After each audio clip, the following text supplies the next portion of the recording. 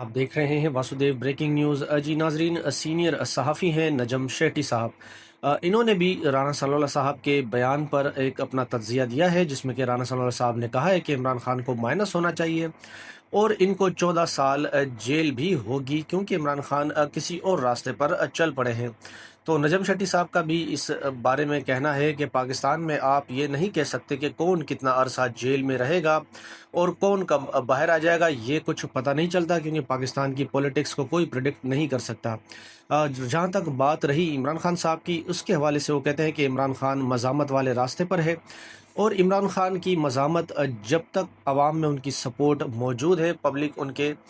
بیانیوں کو سپورٹ کر رہی ہے، تو عمران خان کا مسئلہ وہ کہتے ہیں رہے گا، اور عمران خان کے اس مسئلے کو حل کرنا چاہیے، نہ کہ اس کو اگنور کرنا چاہیے اور نہ اس کو مائنس کرنا چاہیے، کیونکہ نجم شیٹی صاحب کے نزدیک عمران خان پاپولر ہیں اور اس چیز کو جلدی حل کرنا چاہیے۔ کوئی بھی ملک جو ہے